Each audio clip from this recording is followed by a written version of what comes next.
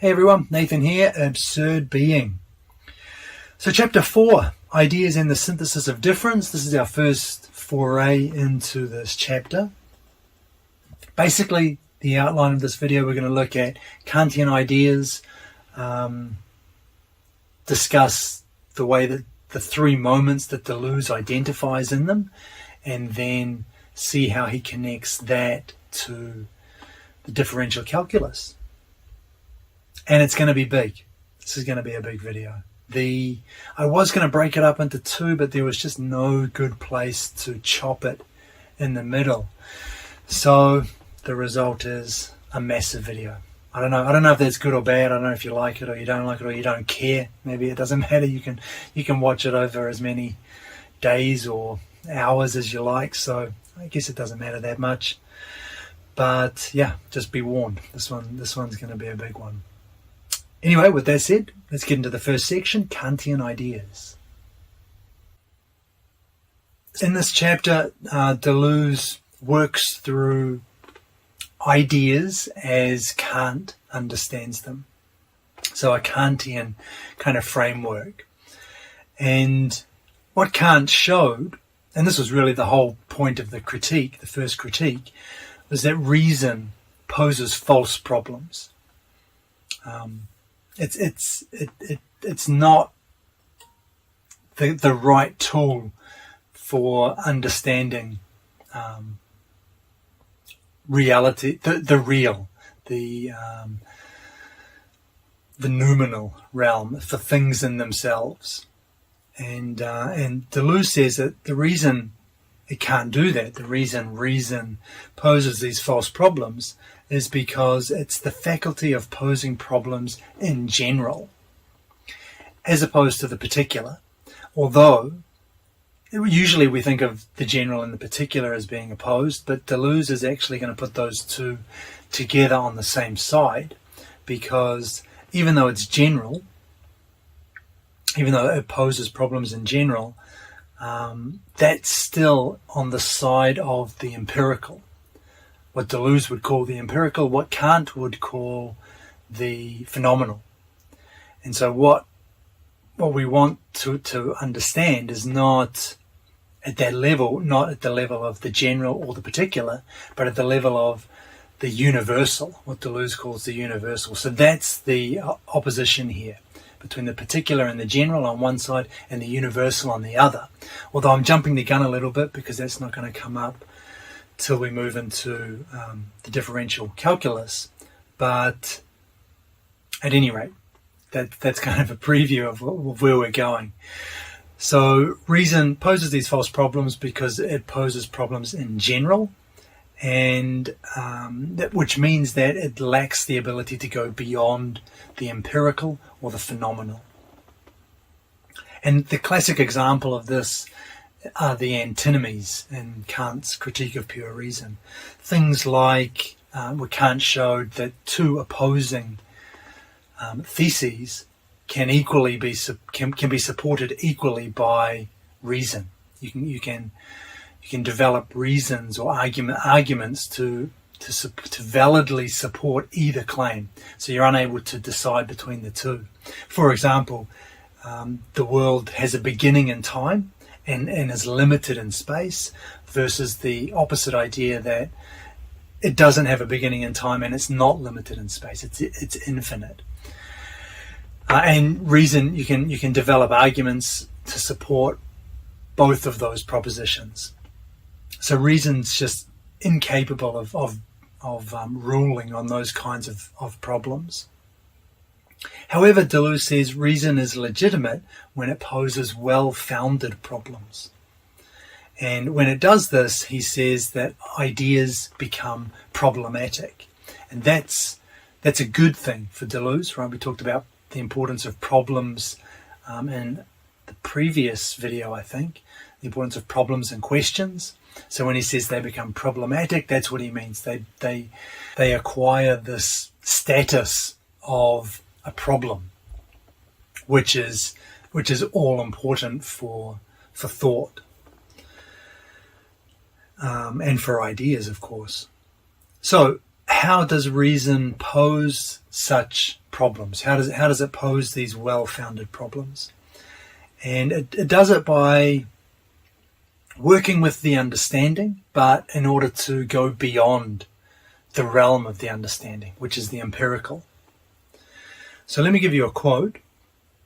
The understanding by itself would remain entangled in its separate and divided procedures, a prisoner of partial empirical inquiries or researches in regard to this or that object, never raising itself to the level of a problem capable of providing a systematic unity for all its operations. The understanding alone would obtain answers or results here and there, but these would never constitute a solution, for every solution presupposes a problem.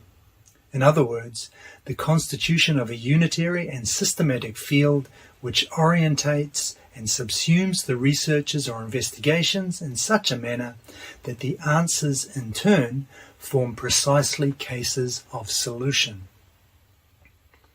So that's basically, it's a nice amalgam actually of Kant's position and Deleuze's idea of what problems are. So we've got the understanding, which deals with concepts, deals with parts, deals with things in the world, here, this and that, here and there. Empirical, right? The understanding can yield answers here or there, but not full solutions, Deleuze says, because these solutions require a problem.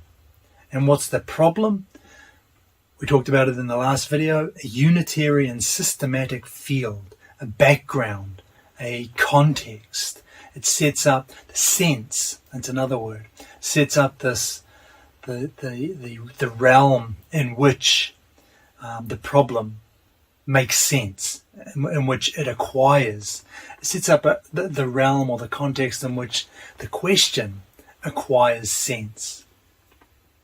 So without that, and that's what he means by saying the ideas become problematic. They acquire the status of a problem, the status of a context, a kind of sense-bestowing background for the question, which allows the solution to arise. And that's really the key. That's Deleuze's addition here. The constitution of a unitary and systematic field which orientates and subsumes the researches or investigations. This is the sense, it's the idea, it's the problem.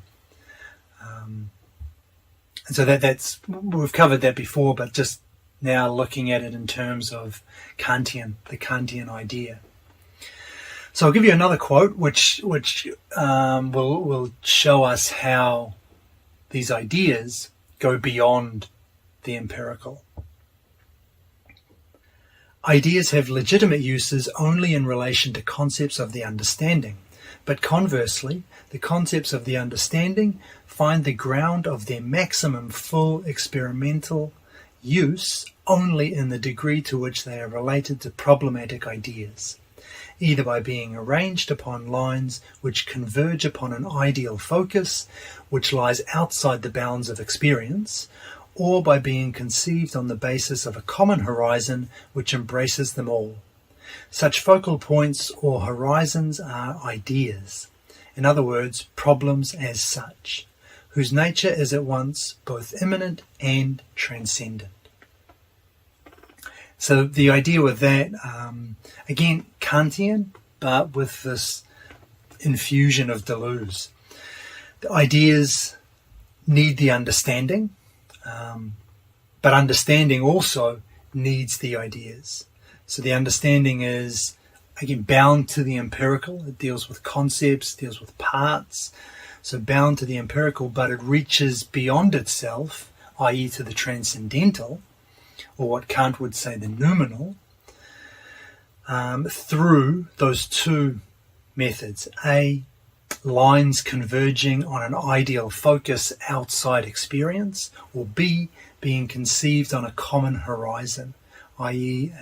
A unifying context. So I quite like that idea. I quite like that notion of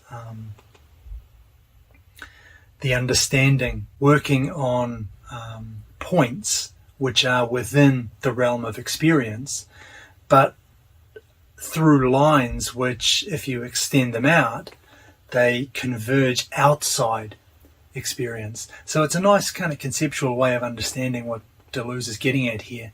You can operate within experience, but in such a way that there's convergence of two different concepts outside the realm of what you can experience. So it's just like a way of accessing the transcendental through the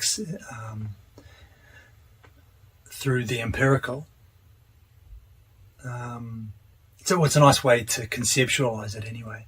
Or again, being conceived on a common horizon, so giving these 2 points within experience, within the empirical, giving them a broader unifying context, which lets you go beyond what's happening within the realm of the empirical.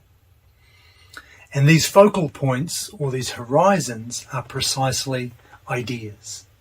That is to say, they're the transcendental ideas that Deleuze has his sights set on. And another point regarding that quote is that the ideas are a blend of the immanent and the transcendent. So you need the one. You need understanding. We need concepts. Those are the only tools we have. So we have to use concepts. We have to rely on experience and the empirical. There is nothing else for us. There's no other way to think or talk. Believing that there is another option is the root of mysticism into, meditation and intuition in the bad sense of that word, not in the Bergsonian sense, but intuitive flashes of insight and things like that. That's all down that mystical path, which we're not going down. But so we have to rely on these concepts. We have to rely on the understanding. There is no other way to think. But we can access indirectly, if you like, through those immanent points, through those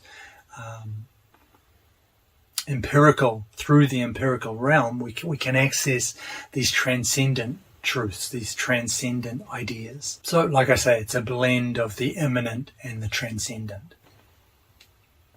Okay, so let's move into the second part of this video, which is the 3 moments of Kantian ideas.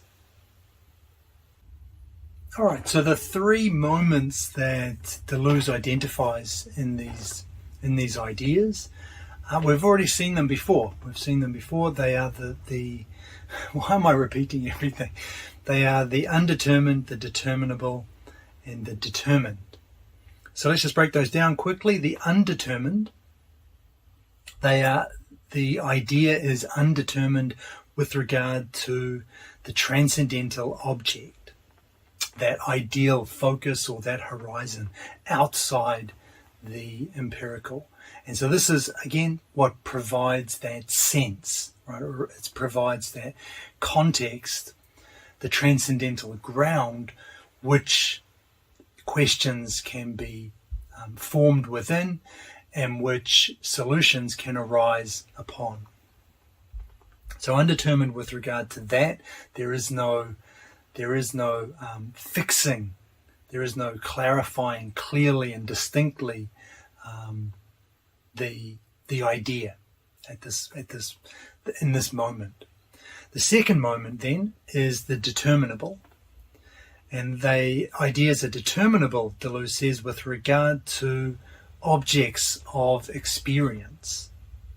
So not determinable, undetermined with regard to objects, transcendental objects, determinable with regard to objects of experience, the empirical. And here, the object of the idea is indirectly determined. It's determined by analogy with those objects of experience upon which it confers unity, but which in return offer it a determination analogous to the relations it entertains with them. So that's just a little quote, but what he means by that is that there's a reciprocal relationship going on here. The object of the idea is determined by the analogous objects of experience, and conversely, the objects of experience are unified by the idea of the object of the idea. So there's a kind of back and forth, a reciprocal relationship here, through which the ideas of transcendental ideas can become determinable. They can move from that undetermined state to being something determined. Indirectly so. Indirectly because, like I said, we don't have access to that realm out to the transcendental, outside the bounds of experience, but we can access it through those focal points, through those focal points or those horizons. So we have this indirect access mediated by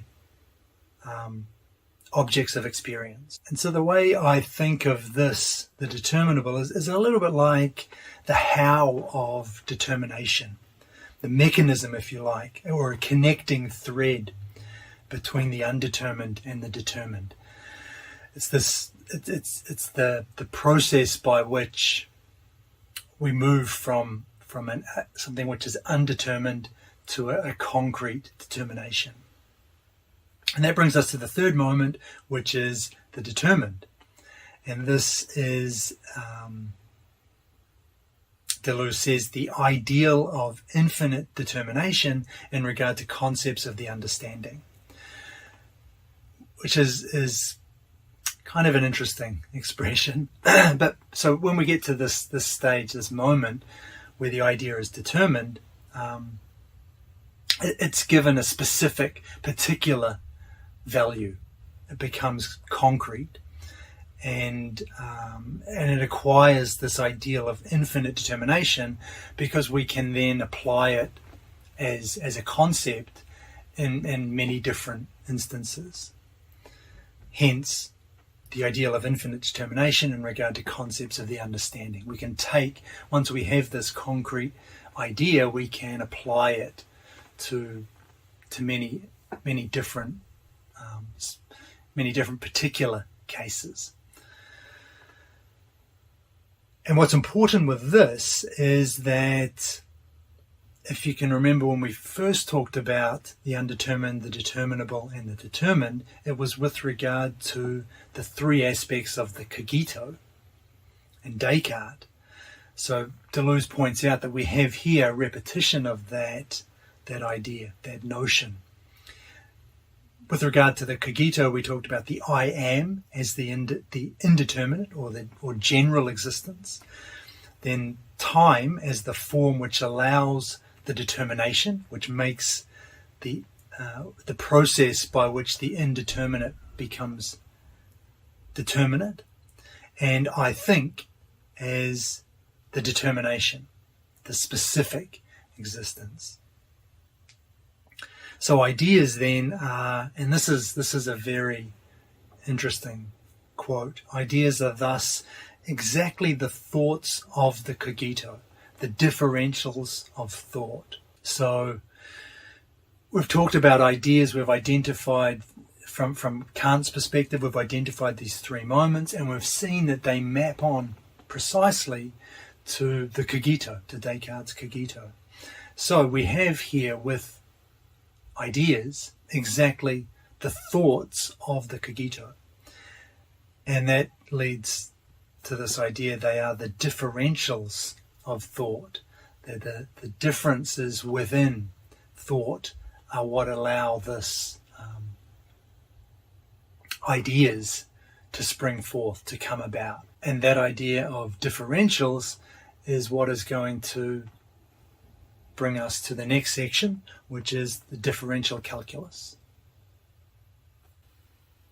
All right, so differential calculus. So first up, I'm not a mathematician. I stopped paying attention to learning about maths and calculus and integrals and functions and all those kinds of things once I graduated from high school, pretty much. So, it's touch and go in certain places in this chapter, in this part of the chapter. But as we'll see, I think the maths is not quite as central to this as it might seem, or as I think people tend to believe about Deleuze, that there's something special about differential calculus, which you need an in-depth understanding of in order to understand Deleuze. I definitely don't think that's true. In reading through this, sure, he has a great understanding of it, and he's able to identify. He uses the differential calculus to explain, as kind of a framework or structure, to explain the arising of the emergence of ideas, or the structure actually of ideas themselves. But you don't need to understand all of the maths, and he's not I'm going to say this a little bit later, but I guess I'm saying it now. He's not trying to mathematize philosophy or embark on a philosophy of mathematics. Neither of those things are what's going on here. All he's doing, like I said, is using a mathematical framework to explain ideas. And you don't need to understand all of the whys and the wherefores of the mathematical reasoning that he brings on board. You just have to understand that there is this parallel that Deleuze identifies, and it can be appropriated in order to help understand this philosophical concept of ideas. And I mean, Deleuze says that as well in the book, and he repeats again and again, actually, that this is not about infinitesimals. So when we think of differential calculus, again, we always think of infinitesimals, and Deleuze says that is not the point. It's not the point of the analysis here. So anyway, not a mathematician, but I don't think it matters. You can decide. We'll see how you can make up your own mind as we go through. So he starts this section by saying that in the same way difference in itself is opposed to negativity, dx, or the differential dx, as the symbol of difference, is opposed to not a, or contradiction. So contradiction looks to understand the idea in the greatest difference, i.e. Hegel. We talked about that way back at the beginning of this series. And the differential, on the other hand, looks for the idea in the infinitely small, with Leibniz, which again we looked at the beginning. And this is where Deleuze says he's not tying dx to the existence of infinitesimals. And he says again, there's a treasure buried in differential calculus which must be separated from its infinitesimal matrix. And just in case you're not fully convinced yet, he also says a differential philosophy must in no way depend upon the infinitely small. So we're not concerned with infinitesimals. It's not about trying to calculate the rate of change at an infinitely small degree, which is why I said, one of the reasons why I said that the mathematics is Deleuze is using it as a tool to help explain ideas, but it's not in itself intrinsically related to ideas themselves. We don't have to understand differential calculus in order to understand Deleuze's philosophy. That's kind of my position on this. Like I said, as we go through, you can make up your own mind, or maybe you've already made up your mind that that's not the case. That's where I see it anyway. So moving back on to getting back into this idea, differential calculus and where it fits in with ideas. Deleuze notices that the same three moments, those three moments that we talked about in the last section, the undetermined, the determinable, and the determined, they appear here as well in differential calculus. And basically what happens now, we move through those three moments again, but connecting them with some of the ideas that Deleuze sees in differential calculus. Basically reworking the Kantian idea that we talked about before in the terms of differential calculus, which are just convenient and suitable, very suitable for understanding, for explicating what's going on with ideas and thought. So the first moment, undetermined. Here, the differential dx, which is the idea, is nothing in relation to x. So it's completely undetermined in relation to x. The same with dy. dy is nothing in relation to y. So Deleuze asks the question, though, what are these nothings, these zeros, he says. So again, bringing in some of the mathematical terminology, what are these zeros? The differential dx is nothing in relation to x, undetermined, completely undetermined. It's zero. What does this mean, though? And it means that what's important here in the differential dx is the idea of continuousness. And Deleuze talks about the idea of fire subsuming fire in a single continuous mass. And that's that background, that context of sense on which problems and solutions can arise, within which problems can form and on which solutions can arise. So it's continuousness which is important, but it's not sensible continuous or geometric continuous. So it's not composed of infinite parts. We've already dismissed that notion that differential for Deleuze requires an investigation into infinitesimals.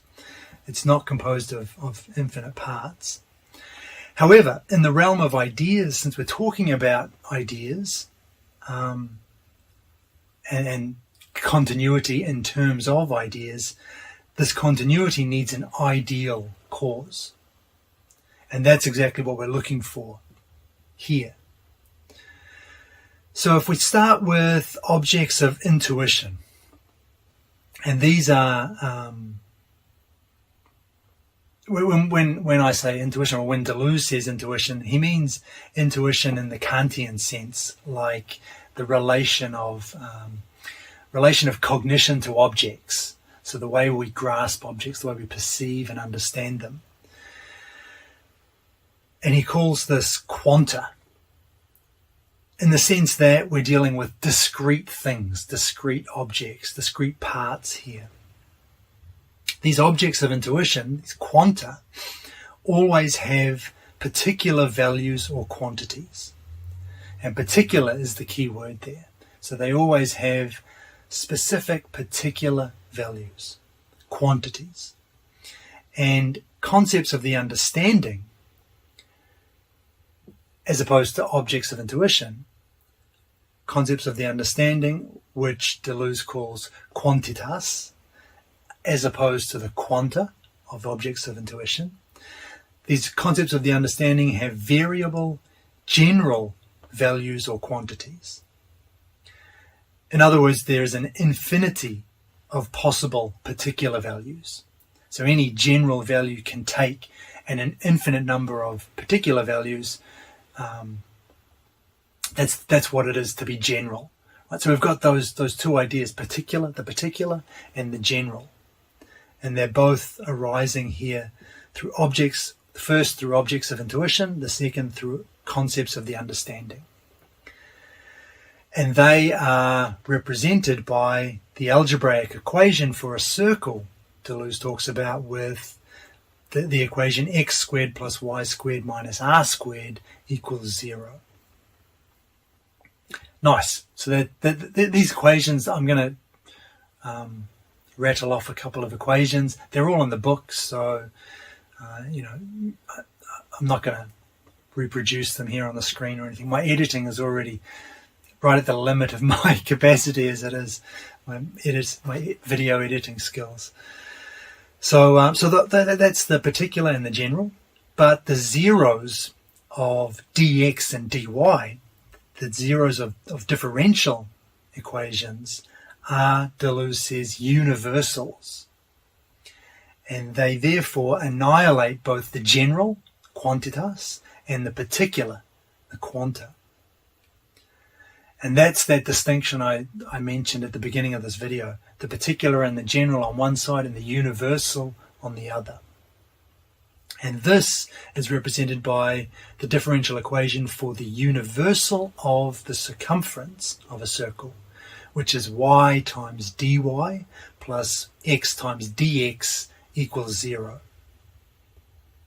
So what we have then is that those two equations, x squared plus y squared minus r squared equals 0, you can plug in any value you like into that equation for x, y, r, and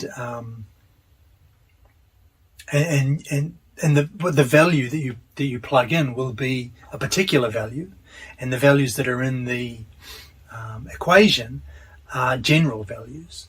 So all of the quantities, the values in that picture, are particular or general, as opposed to the differential equation y times dy plus x times dx, in which it's not a case of plugging in values anymore, because what you're getting is a description, a universal description of the circumference, not the circumference of this circle or that circle, but the circumference of the universal description of the circumference of a circle. And so Deleuze says then, with this, we've passed from one genus to another, from the changeable in the particular and the general, the algebraic equation, to the unchangeable in the universal, the differential equation. And Deleuze describes this as a limit, but not a mathematical limit, not in the sense of an infinite approximation, rather a genuine cut, a border between the changeable and the unchangeable within the function itself.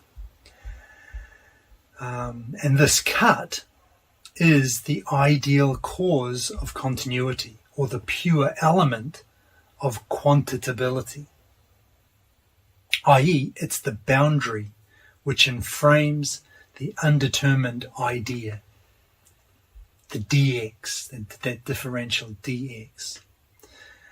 And that is, I think, brilliant. And that I really, with my limited mathematical knowledge, that just seems beautiful to me. So what we've ended up finding is this ideal cause of continuity in the differential equation, as opposed to the algebraic one. And it's ideal because it doesn't apply to any particular circle or to circles in general. It applies to the idea of circle. The circumference of a circle is this differential equation. So we've found the ideal cause of continuity, and it's the pure element of quantitability, because again, we were dealing with particular quantities, general quantities, on the side of objects of intuition, concepts of the understanding, the algebraic equation in mathematical terms. We were dealing with the empirical, right? But once we switch to the universal, the differential equation, then we get this pure element of quantitability. It's pure again because it doesn't apply to any particular or general instance. It's universal. It transcends, literally, it transcends the empirical descriptions of the circle that we talked about before, or the empirical descriptions, the empirical objects of intuition, or the concepts of the understanding. So we've found this pure element of quantitability, and it establishes, or it makes possible, the general and the particular. So this pure element of quantitability makes possible the particular values, the particular quantities, and the general quantities that we saw come about through the empirical objects of intuition, concepts of the understanding. So I like that. And that cut, the boundary, what we've found is the boundary which frames this undetermined idea, and that everything empirical flows from that, from this transcendental, or this transcendent idea. Brilliant. So that's the undetermined. Now we need to look at the determinable. So the determinable dx is fully determinable in relation to dy. And this is represented in the book by the notation dy over dx. So we just talked about the undetermined, the differential dx being completely undetermined in relation to x. But here now we're looking, in the second moment, dx is fully determinable in relation to dy. So two differentials, that's where we are now. Two differentials are required in order for one to become fully determinable. And I should add, talking about this, dx is fully determinable in relation to dy within the idea.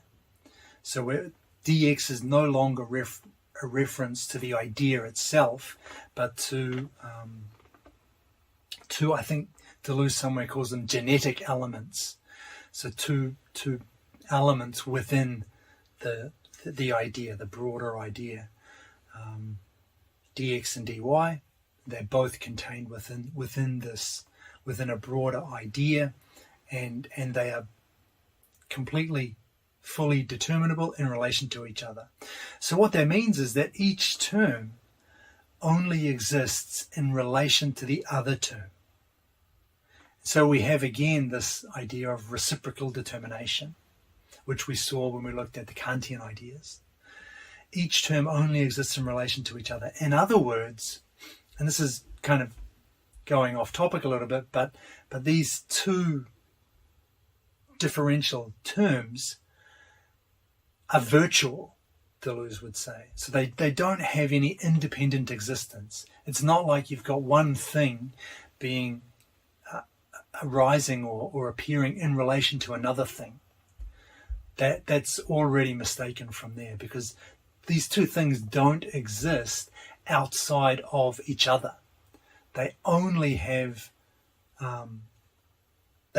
exist in relation to the other. So it's a very different way of thinking of things. It's a way that when we don't naturally think, we can't naturally think like this, because the world of experience, everything we experience is something fixed. It is what it is. It's identical in itself. We can't even imagine something not like this and think reasonably, think rationally. And that's kind of the whole idea of this, of what Deleuze is talking about. We're looking to indirectly access the transcendental. We're trying to understand how it is that ideas come about, and to do that, how it is that, let me start again, how it is that ideas within experience, concepts of the understanding and objects of intuition, how these come about. But in order to do that, we have to go beyond experience itself. We have to access something which we literally cannot think about, and we do that through those lines with that ideal focus. Love that analogy, that metaphor, that ideal focus outside of experience. So these two terms only exist in relation to each other. That's our reciprocal determination. The question that Deleuze poses here is, in what form is the differential relation determinable? I like the way that he always throws up these questions. It's a really and then goes about searching for the answers, because it really lets you hone in it. It's a very focused. It's really a good focusing tool. Gets us to it just works through the topic nicely, and so total side note. Anyway, question: in what form does the differential relation? Is the differential relation determinable? It's determinable, Deleuze says, in qualitative form. So remember, when we talked about the undetermined, we were talking about quantities. Now we're talking about quality. So whereas the primitive function, i.e. the non-differential mathematical function, expresses the curve, the differential function, dy over dx equals minus x over y, in brackets, in the book, that equation, that also expresses the curve, but through qualitative difference. And by that, Deleuze means it determines the structure of the curve as the change in the curve at a point by way of a tangent. So something outside the curve itself. And that, you can see the analogy, right? You can see the metaphor. We're trying to determine ideas, to understand ideas, how they arise. We're looking for the transcendental ground of ideas, of empirical ideas, empirical concepts, empirical objects. But we have to go outside the realm of the empirical for that. And that's what differential calculus does here. You've got the primitive function, the non-differential function, expressing the curve. So within the curve, within the points on the curve. But the differential function expresses the same thing, the structure of the curve, but by way of this tangent, something which is outside the curve itself. And that's the connection for Deleuze. That's why differential calculus is so useful for him here. And that so establishing the structure of the curve that way is the establishing of a qualitative difference, and that's fine. The key idea for us, or that's the first key idea. The second key idea is that the differential relation is itself differentiable. In other words, it represents the power of ideas to give rise to ideas of ideas. In other words, it's universal. There's that word again, going beyond the practical and the general to something which is universal. It doesn't have a practical or general applicability, but it grounds the practical and the general. It is them all, but in such a way that it transcends them. So it expresses, this differential relation expresses not just another quality, but in fact it disqualifies this, what we could maybe call mundane quality, this empirical quality, resulting in the pure element of qualitability. And remember, we talked about the pure element of quantitability in the first moment, the undetermined. Now we've identified the pure element of qualitability. So let's have a quick look at this. It's pure again because it's outside the empirical. It goes beyond the particular and the general, in the same way that the tangent of that curve lies outside the curve itself. But it's quality. It's still a qualitative difference, but it's just a universal one. So we have then what we have is the pure element of qualitability, that which is, it has no particular or general expression, but it grounds all particular and general expressions. So pure element of qualitability, nice. He goes on to say that the differential relation here is the object of the idea. So this relation dy over dx, where each of those terms reciprocally determine each other, this is the object of the idea. Ideas appear then as a system of differential relations between reciprocally determined genetic elements. Love that expression. So that it just perfectly captures for me the essence of what Deleuze is talking about here. Ideas appear as a system of differential relations between reciprocally determined genetic elements. That's exactly what we're talking about with this idea of the determinable. And again, it's like the process by which the undetermined becomes determined, by which ideas give rise to problems and solutions. Okay. Do I need to talk about that? Maybe.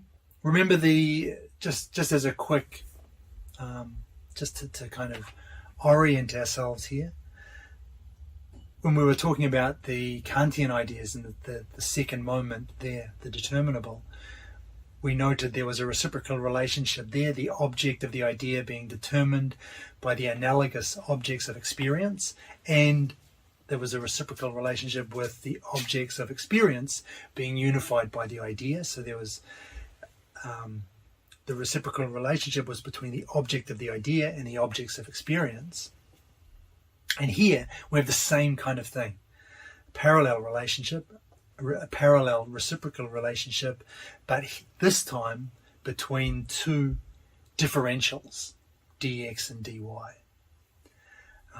Yeah, nice. So everything's just coming together nicely, right? So the third and final moment, then, the determined. So the determined are specific values of this differential relation dy over dx. Okay, fine. And this is connected with the power function for Deleuze.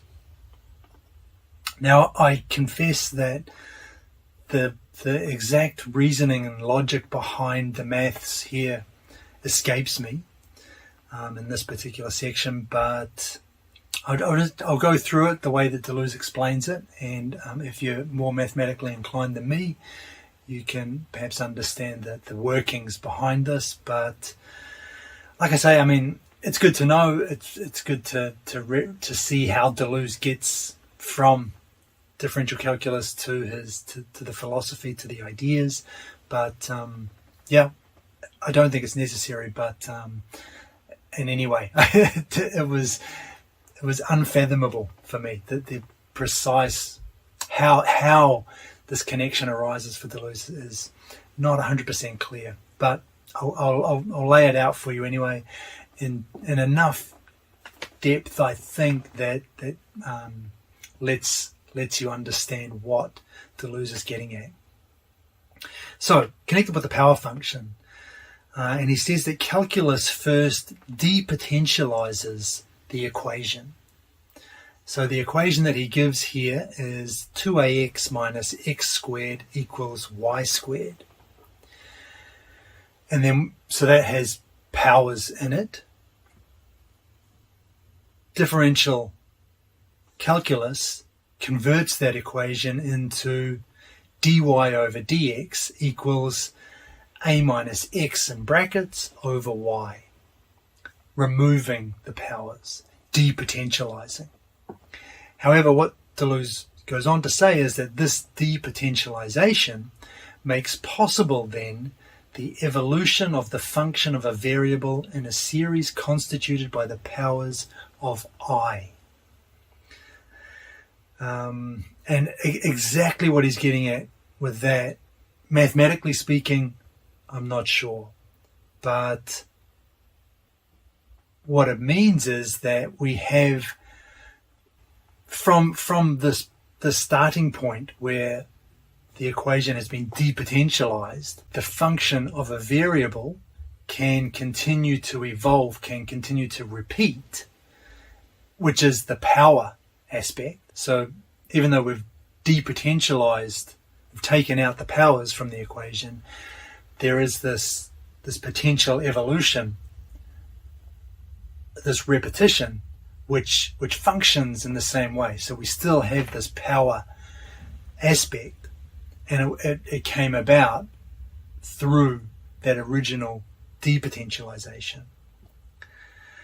So the series of these derivatives is the power function, like I said, but the pure element of potentiality occurs in the first derivative. Pure because it's what makes that whole power function possible. It's what makes all of those future derivatives, that future evolution of that function, it's what makes that possible. And so again, in the same way that we talked about the pure element of quantitability and qualitability, now we have this pure element of potentiality, which stands outside the particular and the general, which manifest in those derivatives, stands outside them as the first, as the instance which makes the rest possible. So we have this pure element of potentiality now arising through differential calculus, and the principle of complete determination, where we get a specific value that is correlated with this mathematical pure element of potentiality. So again, the connection between the philosophy and the mathematics. So there's one last thing to note with this part though, and I'll give you a quote to explain this. Complete determination must not be confused with reciprocal determination. The latter concerned the differential relations and their degrees or varieties in the idea, which correspond to diverse forms. The former concerns the values of a relation. In other words, the composition of a form of the distribution of singular points which characterize it. So just a clarification, complete determination versus reciprocal determination. The former, complete determination. The latter, reciprocal determination, concerns the virtual within the idea, the diverse forms. Whereas the former are specific values, so composition of a form, as Deleuze says in that quote. And that's kind of the distinction to be made between those two kinds of determination. The one being reciprocal, the other being complete. So what we have then are these three moments, dx or dy, dy over dx, and specific values of dy over dx. And they correspond to the undetermined, the determinable, and the determined. Deleuze then says, a little bit confusingly actually, he says determinability points to reciprocal determination, which points towards complete determination. And a little bit confusing because he uses the word determinability, which makes you think of the second moment, but he's clearly referencing the first moment. So determinability, presumably from the undetermined, i.e. the differential itself, the idea itself. Determinability points to reciprocal determination, which points to complete determination, just moving through those moments. And all three form the figure of sufficient reason. So another kind of Leibnizian connection there. So what is the figure of sufficient reason for Deleuze? Basically, it's those three moments, the undetermined, the determinable, and the determined, with those pure elements that we identified. The pure element of quantitability, the pure element of qualitability, and the pure element of potentiality. And just to remind you, in the first, the undetermined, the pure element of quantitability came about through the disappearance of those fixed quantities of intuition, quanta, particular values, and the variable quantities in the concepts of the understanding, what we call the quantitas, the general, the infinity of possible particular values. And they once they were eliminated, we were left with this pure element of quantitability, which is the universal, which was that pure cause of the ideal cause of continuity. In the determinable, the pure element of qualitability came about through the disqualification of the qualitative difference, and that's what gave us that universal. And with regards to the determined, depotentialization conditioned the pure element of potentiality by allowing that the evolution of that function of a variable, which were repetitions of that first derivative. The first derivative being the pure potentiality. Okay, nice. So that is kind of the bulk of the video. We've got a couple of things to tie up though. So the next section is the dialectics of the calculus. So the first thing to note here is that we're talking about the dialectics of calculus, not the metaphysics of calculus. And the reason Deleuze notes this is that the metaphysics of calculus gets caught up in the idea of the alternative between the infinite, i.e. infinitesimals, and finite representation, i.e. The actual specific values or the particulars, the particular objects, the particular things. Because in those, finite because the differentials disappear with those things. In other words, the metaphysics of calculus gets stuck trying to decide whether infinitesimals are real or fiction, and he's not interested in that. And this is not it's not a metaphysical.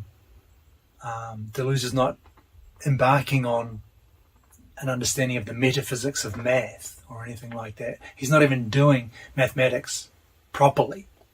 Mathematics itself, it's a mathematical.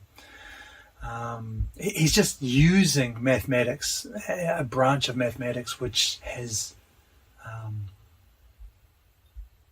the terms of which apply quite nicely to his understanding of ideas and the structure of ideas and how they form. So not the metaphysics of calculus, the dialectics of calculus. Dialectic, remember, is not about making opposing representations coincide in the identity of a concept. It's the art of problems and questions. So dialectic for Deleuze is the problem element insofar as this may be distinguished from the properly mathematical element of solutions. Problems and solutions. Remember what we talked about in the couple of videos back in the 7th postulate in the dogmatic image of thought, which was solutions, that focus on solutions, obtaining solutions through representation and common sense and all of that stuff that we've already looked at. So distinguishing those two things, the problem element and the solution. And then he talks about 3 aspects to problems. The first is that they are different in kind from solutions. The second, their transcendence in relation to solutions. And the third, their immanence in solutions. So, problems are dialectical. They transcend specific domains. That's the nature of problems as ideas. They're universal. They transcend specific domains. The solutions, however, are domain specific. They pertain only to a specific domain, a specific field. And problems, which we said transcend specific domains, through immanence, express themselves in the solution. In other words, they express themselves in specific domains. And it's in that sense that we can say there are problems, therefore, in specific domains, despite the fact that problems are dialectical, despite the fact that they transcend these specific domains. And so I just want to finish this section with a quick quote. Thus, the ideal connections constitutive of the problematic, dialectical idea are incarnated in the real relations which are constituted by mathematical theories and carried over into problems in the form of solutions. We have seen how all 3 of these aspects were present in the differential calculus. The solutions are like the discontinuities compatible with differential equations, engendered on the basis of an ideal continuity in accordance with the conditions of the problem. So that's just kind of a nice summary of everything we've looked at. You've got the wider context of the idea, dx, dy, ideal continuity, the undetermined, and then the problem, dy over dx, the differential equation, the determinable, that second moment, and then the solution, a specific value of dy over dx, discontinuities, and the third moment of the determined. And these all are all present in differential calculus. And that is why Deleuze uses the differential calculus and relies on it so much to explicate his philosophy here. And that's the last section. We're going to look at the universality of the differential calculus. So Deleuze says here that differential calculus obviously belongs to mathematics. It is an entirely mathematical instrument. And again, just what I said at the very beginning of this video, it's not about differential calculus itself. Deleuze is not doing mathematics. His ideas here have had no impact, as far as I'm aware, in mathematics, because he's not doing mathematics. He's not even doing the philosophy of mathematics. He's not suggesting even that other domains are mathematical in any sense. So mathematics isn't intrinsically, there's nothing intrinsically special about math or differential calculus. Problems, he says, are always dialectical, not mathematical. But there are mathematical, physical, biological, psychical, and sociological problems. Problems in specific domains. Just as there are mathematical, physical, biological, psychical, and sociological solutions within those domains. What Deleuze is saying is that the dialectic establishes problems according to the model of this differential calculus. Problems which, nevertheless, are unique to the specific domain under consideration. And the reason that he uses differential calculus is that he says it has a wider universal sense than other fields. So that it's more appropriate, it's more suitable to be used as an explanatory tool, as a way of understanding what's going on with ideas as Deleuze sees it. And that's why he uses it, not because there's something special about math, or he's not trying to mathematize philosophy. Those ways of thinking about Deleuze, I think, are mistaken. So yeah, he's not applying mathematics to other domains. Oh, I like this actually. So he's not applying mathematics to other domains. Rather, he says each domain possesses its own calculus. I like that way of putting it. Each domain possesses its own calculus. The dialectic which establishes problems always does so with the differential calculus appropriate to the domain under consideration. So it's not that those domains are mathematical, it's that they have this, it's that differential calculus has this wider universal sense which lets us grasp the dialectic more clearly, gives us an analogy, I guess, an analogy to understand what's going on with ideas, with thought. So ideas always correspond to these three moments: quantitability, qualitability, potentiality. And those are the three moments that we've identified in differential calculus. That's what makes it so useful here. Determinability, reciprocal determination, complete determination. Again, those three moments all present in differential calculus. And in this sense only, we can call differential calculus a mathesis universalis, a universal mathematics. And so the final kind of wrap up for this video is the idea that ideas are the differentials of thought, which we saw earlier. If that's true, then there is a differential calculus corresponding to each idea within those specific domains. And if that's true, then there is an alphabet of what it is to think, i.e. an algebra of pure thought. I really like that expression. That's a really nice way to finish.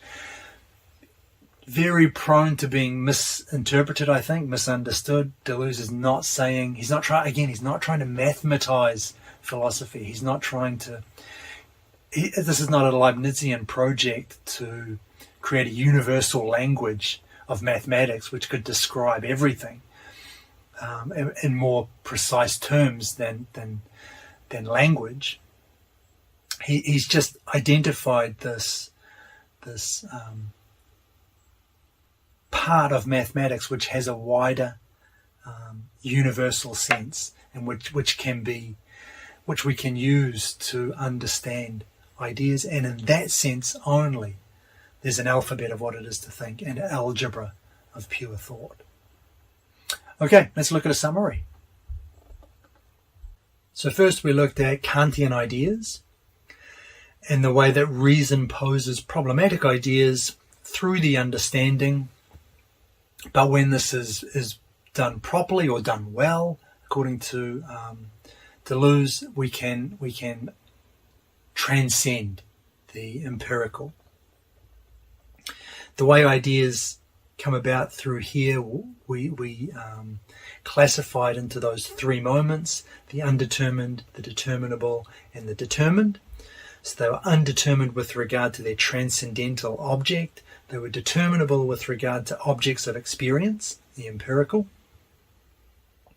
and determined in regard to concepts of the understanding. And what we noticed here is that there's a parallel with the Cogito, three moments of the Cogito: I am, time, and I think. And this led to the idea that ideas are the differentials of thought, which brought us to the differential calculus, in which we identified those same three moments. And we just went through in a bit of detail the way that each of those moments can be mapped or understood through differential calculus, through the terms of differential calculus. The undetermined dx, the differential relation dy over dx, and the specific values of dy over dx. Then we had, out of that, we got the form of sufficient reason, which was quantitability, qualitability, and potentiality in each of the three moments. And we also mapped on the idea here of ideal continuity, differential equations, and discontinuities. Again, all within that threefold structure. Finally, we looked at the way that Deleuze is not applying mathematics to other domains. Each domain, he says, rather possesses its own calculus.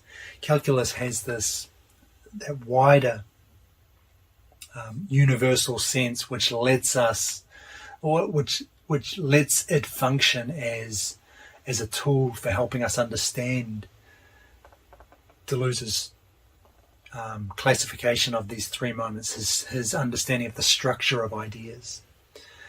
And finally, we closed with that nice expression, there is an algebra of pure thought. The differential calculus in each idea is what brings us to this conclusion, which again should not be taken to mean that we have some kind of universal mathematical way of describing reality which is better than language, for example.